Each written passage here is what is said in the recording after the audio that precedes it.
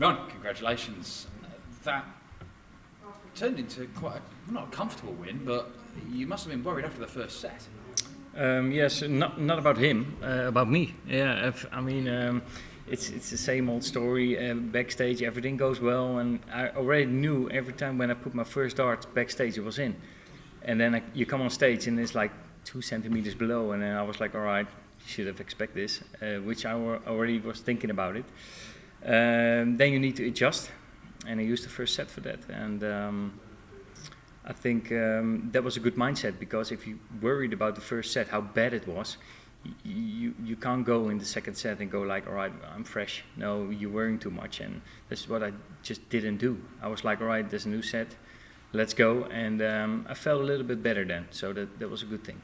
Set play in a slightly longer format than, say, Pro Tour games, it is more of a marathon, less of a sprint, isn't it? You've got time where you don't have to panic. Yeah, I used that, and I think it's a good experience I took over the years, and I was really happy I could use that, because I felt like I needed it as well. And then I win the set, and then I went backstage. I went like, now it's everything or nothing, and just don't let him hit the big scores and the big finishes, because I know he can. And it wasn't great, but I felt like, I need to survive this to be the better player in the next game.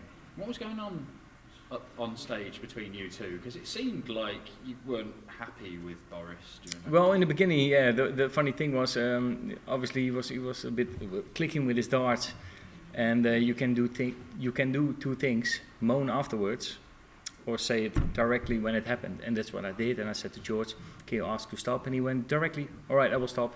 So there was nothing else going on. And then suddenly I heard a bottle that dropped off the table on the left, and then the next row there was a door clapping on the right. You hear everything with no crowd, and that's what we have to deal with.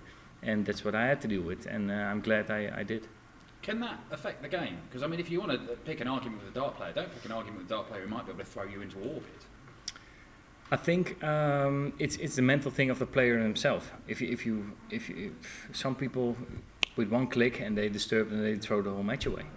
I've seen a professional player do that over the years, and I think that's a waste of time. You have to deal with everything that comes to you.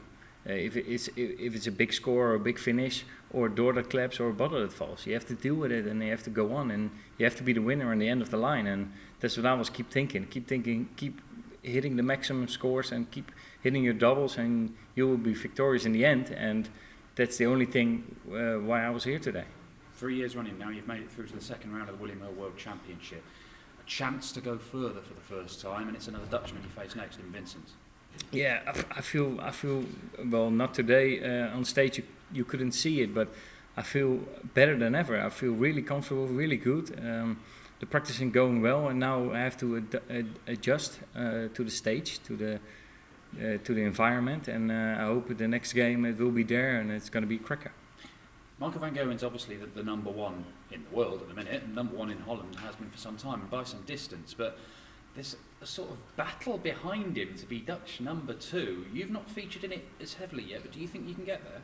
Oh, definitely. Yeah, I'm practicing with the lads who are like with Jeffrey de Swan, and also other Dutch lads. Vincent, I mean, I think he's an incredible player, but I think I can compete with them. If it's Danny Noppert or Jeffrey, it doesn't matter. And I'm not scared of them, and they have to be. They're doing really well, and I know I can be there with them, and that's my goal now. And then the next goal is to get over them. Fantastic, well played today. Cheers, thanks. Ron, just touching on the Dutch dart thing. Obviously, there's always been Michael and Raymond that have been the standouts, but now there's this undercurrent of players coming through. Is this the strongest Dutch darts has been overall for a while? I think overall, yes, because if you look at our age, I'm 32 now, so when Raymond won his first Lakeside, I was about 10, 12, you start to play darts. So now we're 10, 15, 20 years later, and then obviously I started when Raymond won the first Lakeside, and I think the people who are my age now, they really, at that time, started to know the game, put the effort in, and now they're coming through. So I don't think it's a surprise, but you have to leave a lot to get there. You're a lot of time away from home, and those things. And not everybody wants that. I mean, there's a lot of talent, but yeah, I'm willing to give everything to see where I can go. And I think there's a lot more in the tank than I'm showing now. Looking at your second round game, now you've played up there once. Obviously, it's quite an intimidating atmosphere when it's full, but maybe more so in a different way because it's empty. Do you think you'll be better having played on that stage once already? Yeah, I think that's obvious. I don't think that has to especially do with the darts, but if you've been there once, obviously you know what's going to happen the second time. And I'm really glad that I took the victory today and then kind of used the experience from today into next round. Saw you play on the home tour a lot as well towards the end. Did that practice playing against tour card holders in a competitive environment help you heading towards the World Championship? Yeah, I think the home tour, the PDC organised home tour is a massive thing for us to compete in the highest level.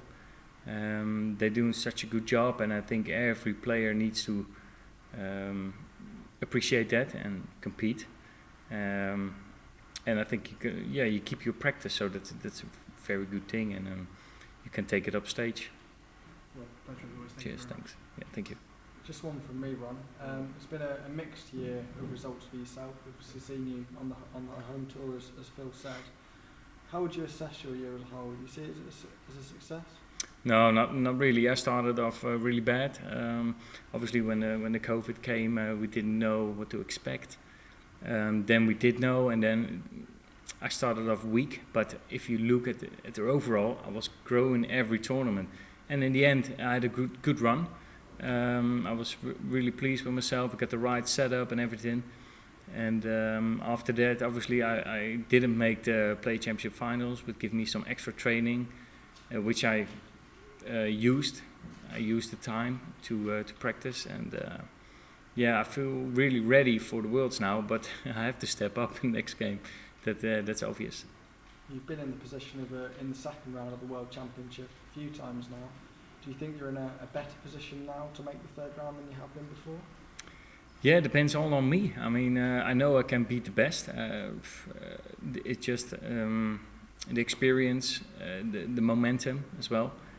And I'm really looking forward to see things going my way. And I put the effort in and then play my A game. And that's what I'm heading for. Thank you very much, Ron. Cheers.